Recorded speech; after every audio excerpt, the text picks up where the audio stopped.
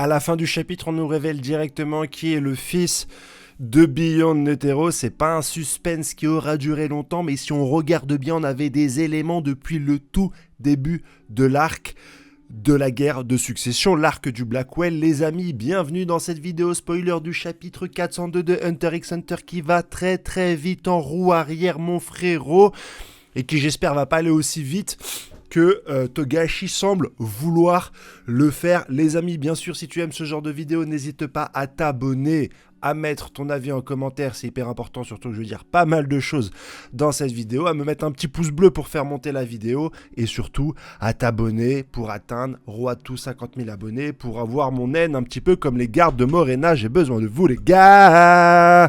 Yo, le chapitre reprend sur la guerre de succession, c'est parmi les blocs du Blackwell, celui que je préfère. Je ne suis pas un fan ni de la Brigade Fantôme, ni de la Mafia de Kakin. Je trouve ça hyper intéressant, mais le bloc, moi, que je préfère, c'est celui de la guerre des 14 princes. Bien sûr, le bloc de Beyond Netero, Jin Pariston n'a pas encore commencé, mis à part peut-être les prémices la semaine dernière.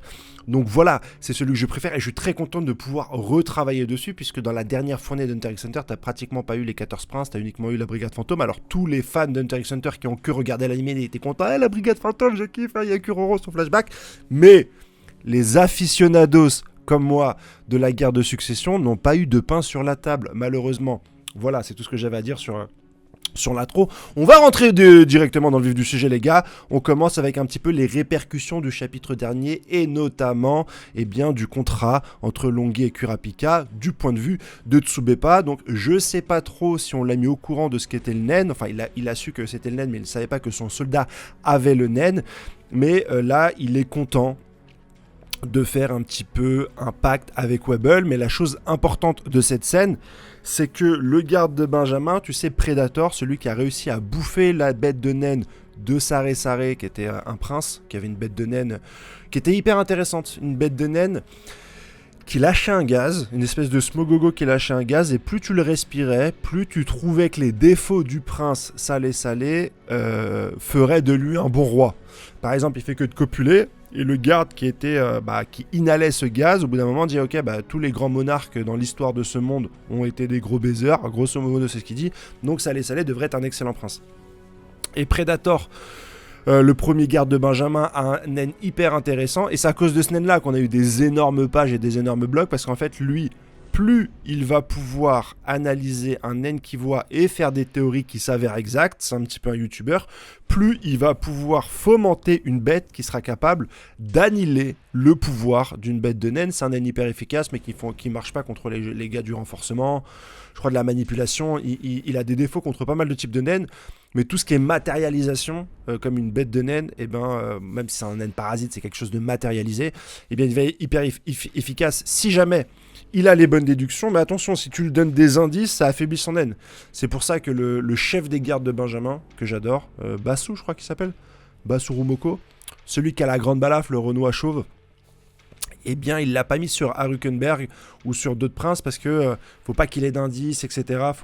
C'est vraiment particulier. Le chef des gardes de Benjamin, je sais plus comment il s'appelle, je crois que c'est Bazou, on va l'appeler, le chauve à la cicatrice, celui qui fait toute la stratégie de Benjamin, semble mieux utiliser le pouvoir de Predator que Predator. Il l'a mis face à Tsubepa, qui a une bête de naine qu'il ne s'est pas montrée jusqu'à aujourd'hui, même si l'auteur l'a déjà dessiné après un certain banquet en nous expliquant son pouvoir. Je crois qu'il est capable d'abriter des potions ou des trucs comme ça.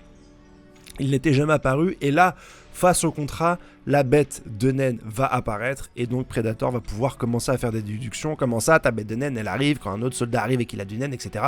Il va pouvoir commencer à fomenter un petit peu sa créature, Predator, qui sera capable de bouffer la bête de naine de Tsubepa. Je t'ai dit que la review allait être longue. On a également le prince Korra qui se rend un peu compte qu'il est plus ou moins en lien direct avec Wobble et Tsubepa, et lui vient l'idée, qui n'est pas bête, que s'il reste plus que eux3, Wobble, Tsubepa et Korai, les deux autres lui céderont la place. Wobble parce que c'est pas du tout son but ni celui de Kurapika qui soit intronisé, ce qu'ils veulent c'est être vivant, et Tsubepa, je sais pas pourquoi il dit ça, mais il pense pouvoir prendre le dessus sur Tsubepa. Attention, Tsubepa avait dit quand même dans une des cérémonies, quand il parle à Tserenich, parce qu'ils sont proches, Tserenich et Tsubepa, il lui avait dit les trois premiers princes c'est des enflures. Benjamin représente l'orgueil, La luxure pour Corail, et la deuxième est complètement folle, Camélia, c'est ce qu'il avait dit. Enfin bon. Tu connais, c'est comme ça que cela se passe. L'arc, le chapitre, va tourner sur Senritsu. Dès la page d'après, tu tournes et il y a Senritsu. Et lui, il se met à faire une enquête sur Fugetsu, et ça me rend ouf. Sugetsu, tu es rentré sur le bateau. Et Kurapika te l'a dit pour t'approcher du 4e prince. Il suffirait même que Kurapika serre la main du 4e prince avant le départ du bateau pour que personne n'ait besoin d'embarquer. Tu peux mettre fin au manga, mec. Tu peux mettre fin au souci de Kurapika. Mais au lieu de ça, tu fais une enquête sur Fugetsu parce que Miskin, il est malade. C'est une guerre de succession. On s'en fout qu'il soit malade. J'en ai rien à foutre. On a perdu beaucoup trop de temps sur Fugetsu et Kacho. Déjà, ils ont fait un plan pour essayer de sortir du Blackwell. Ça aurait pu être cool, mais non, on continue à aller directement vers eux, et là, ils vont avoir un putain de power-up scénaristique dans le manga, mon pote. T'es pas prêt, je vais te raconter tout ça. Il se trouve que Senritsu, dans l'enquête pour Fugetsu, moi j'avais 2-3 indices. Je me suis dit, c'est peut-être Camélia. Camélia, dans sa garde, elle a un petit peu récupéré une caste d'inapprochables dans son pays. Un peu comme en Inde, les intouchables. Vraiment des pouilleux de chez pouilleux. Et en fait, elle les a ramenés dans sa garde royale, et eux, ils ont un pouvoir spécial, ils sont capables de maudire des gens en regardant une photo toute leur life. En gros, je regarde ta photo toute ma vie, si un jour je te croise, je t'envoie une malédiction de zinzin. Je me suis dit que c'était peut-être ça qui avait empoisonné ce Fugetsu. Fugetsu, pour rappel, depuis sa tentative d'évasion, au bout d'un moment, il était hyper énergique, mais il avait commencé à avoir des fantômes autour de lui, il a des grosses cernes, enfin le mec il est malade, on dirait un camé, frérot. Voilà où on en est un petit peu autour de ce personnage. Deuxième théorie venant de ma part, c'est que comme Kacho, en mourant, s'est transformé en deuxième bête de naine pour Fugetsu, je me suis dit, ah frérot, t'as 2 bêtes de naine, peut-être que t'es en train de t'épuiser, un petit peu comme est morte la 12e Momose. Elle a utilisé sa bête de naine un peu n'importe comment, ce qui a détruit tous les gardes du 14e prince autour de Kurapika, et du coup, elle est morte de fatigue, on l'a tuée dans la nuit. C'est un peu ça, ça l'a foutu en Zetsu. Secondo, Tierso. Eh bien, qu'est-ce qu'on a appris la semaine dernière? Que Beyond Netero était capable de... Il a enfanté des mômes de Kakin, et il leur a foutu un naine à la naissance capable de faire des malédictions. Je me suis dit, c'est peut-être ça. Eh bien non, tu t'es trompé, cher Henrik 21, parce que ce n'est aucun des 3 cas. Figure-toi que c'est une piqûre dans le dos de Fugetsu qui est due à cette maladie. Mais le chapitre ne tourne pas autour de ça. Tu as, on va l'appeler Kaiser, une espèce de cadre supérieur à lunettes qui travaille dans les renseignements et qui est plus ou moins tombé amoureux de Sugetsu. Attention, Senritsu. Attention, Senritsu se méfie de zinzin de ce type. Avec les battements du cœur, il n'a pas réussi à déduire que c'était forcément un menteur, mais ces battements du cœur, ils sont chelous. Alors que le mec, il fait que de les aider, il essaye de les aider à la mort. T'as besoin de quoi et tout, je te protège. Nous, le bureau d'investigation, on va pas te faire sortir parce que tous les princes, ils te veulent, dont Tserednich et Senritsu. T'aurais dû aller voir Tserednich. En fait, c'était ça ta mission principale pour permettre à Kurapika de le faire. Et non, tu t'es entiché de Fugetsu et Kacho. Débile. Mais ce Kaiser va faire un pas de plus dans la guerre de succession alors que normalement il doit être neutre, puisque il est juste là en cas d'enquête. Il va plus ou moins utiliser la mort de Kacho pour écrire une lettre à chacun des princes, qui sera délivrée par Fugetsu. Et dans ces lettres, il y a des vérités. Et attention à la dernière vérité de ces lettres. Je vais te la donner, la dernière vérité, elle est veridad. Donc, il va aller voir tous les princes. Jusqu'à là, tu me suis. Mais il y a donc ce fameux Bazou, qui est le premier garde de Benjamin. Il a un appareil caché dans sa chaussure qui permettrait, je crois, d'empoisonner quelqu'un. C'est un vieux ustensile cassé utilisé pendant des guerres d'espionnage, mais là qui pourrait se trouver utile. Pourquoi utile? Parce que là, dans l'avenir de Benjamin et de Haruken Burugu, va y avoir une confrontation. Pourquoi? Parce que Haruken Burugu a fait se suicider un garde de Benjamin devant la maison de Luzuru, le 7e prince. Haruken Burugu qui, grâce à tout son équipage, a un des naines les plus puissants, tire à l'arc, machin truc. En gros, je te tire une flèche, je suis capable de te manipuler derrière puisque je vais mettre l'esprit d'un de mes gardes dans ma cible. Est-ce que tu me suis? Benjamin prend peur, donc fait arrêter Harukenberg qui est en attente de jugement, mais qui est donc séparé de sa garde. Et en fait, son naine, il a besoin d'avoir toute sa garde autour de lui. Donc, l'équipe de Benjamin, dont ce cher Bazui machin truc là, son numéro 1, veulent essayer de le tuer pendant le jugement parce que celui-ci n'aura pas sa garde. Et ouais, mon frérot. Et je pensais que ce serait une attaque de naine, etc. Machin truc, ça va être quelque chose de très soviétique. J'ai l'impression que ça va être une capsule de poison, un truc comme ça. C'est là où se prépare à aller ce personnage. Fugetsu semble avoir l'autorisation de parler à chaque prince, qui est assez chelou. Il va aller voir directement Benjamin pour lui remettre la lettre. Benjamin accepte, ce qui est assez chelou. Et au contact de la bête de naine de Benjamin, tu vois que les petits esprits qui sont autour de Fugetsu s'évaporent. Donc il y a une espèce de rapport entre les bêtes de naine et ce qui semble avoir empoisonné Fugetsu, en plus de la petite marque qu'on a directement sur son omoplate. Ce qui est cool, mais ça va un peu trop vite dans mon sens, même au niveau des rencontres entre les princes. Pourquoi est-ce qu'il n'y a pas d'autres tentatives de contact, puisque c'est aussi facile de le faire. Alors ok, Fugetsu est soutenu par l'espèce d'organisme d'information que représente ce fameux Kaiser qui est amoureux d'elle, mais tout de même, les rencontres vont être plus ou moins intéressantes jusqu'à l'Uzuru, parce que je sais plus comment ils sont arrivés à cette déduction, mais comme lui, il est à fond sur les drogues et tout, drogue légale, mais c'est un drogué. Et en plus, sa bête de naine, souvenez-vous, elle permet de piéger quelqu'un, la personne voit un petit peu tout ce qu'elle a désiré, et finalement elle se fait attraper par cette bête de naine. Est-ce que c'est pas ce qui est en train de se passer chez Fugetsu et chez Senritsu, parce que finalement ils se disent ça vient peut-être de la bête de naine de l'Uzuru en fait. Comme on a empoisonné, lui c'est un génie des poisons, tu vois compris quoi, c'est-à-dire que le problème vient peut-être de là-bas. Ils vont le voir et lui il est hyper méfiant, alors que jusqu'ici il était un peu peace and love, machin, je fume mon pétard de mon côté, je m'occupe pas de la guerre de succession. Mais là, il refuse de lire la lettre, il va directement la donner au service, au service secret, ouais, qu'est-ce qui se putain de passe, je ne veux pas de cette lettre. Mais il y a Basho, celui qui est capable d'écrire des petits poèmes sur des mots et de cramer des chaises, si vous vous rappelez de l'arc Warshin City, qui va plus ou moins faire un sort avec ses petits haïkus, qui va soulager Suigetsu, Fugetsu, de ses fantômes. Ce qui fait qu'on avance un peu sur cette problématique des fantômes qui m'intéresse pas du tout. Dans le Tour des Princes, tu vois aussi Tserenich qui est en train de faire un footing en regardant directement son iPhone.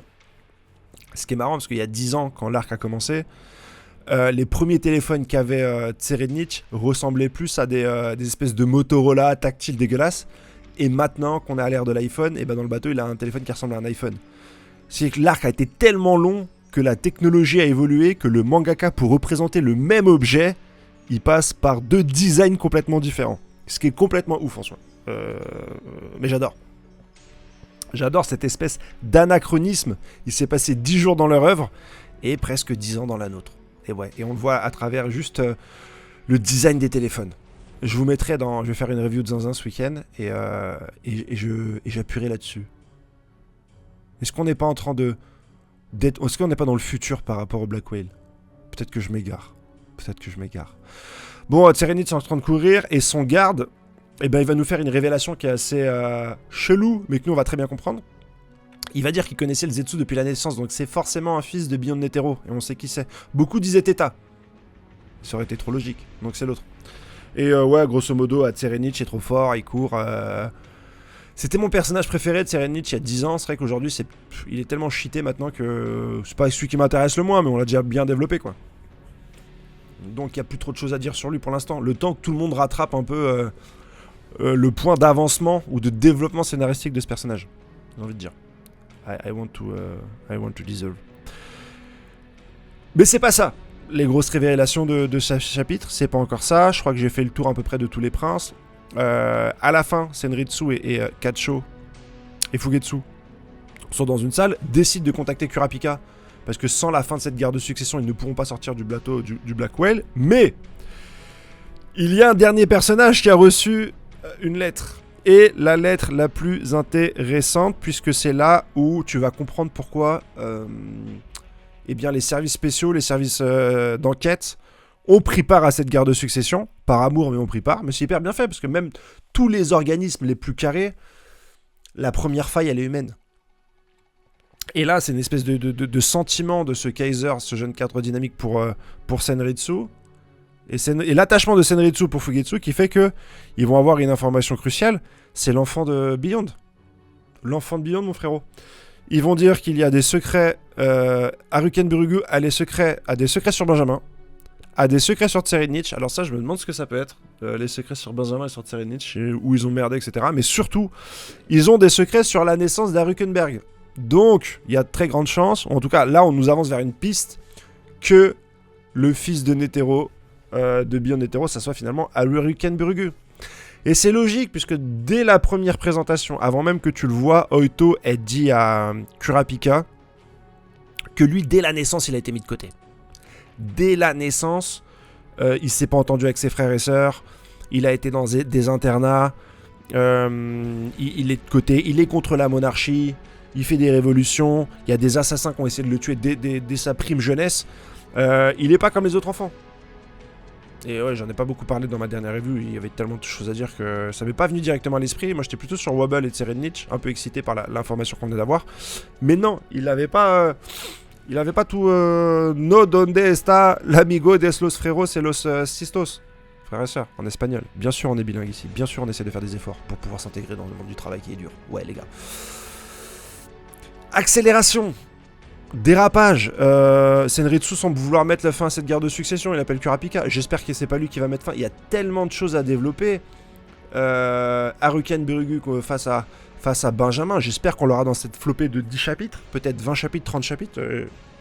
Togashi est en train d'écrire les 30 derniers.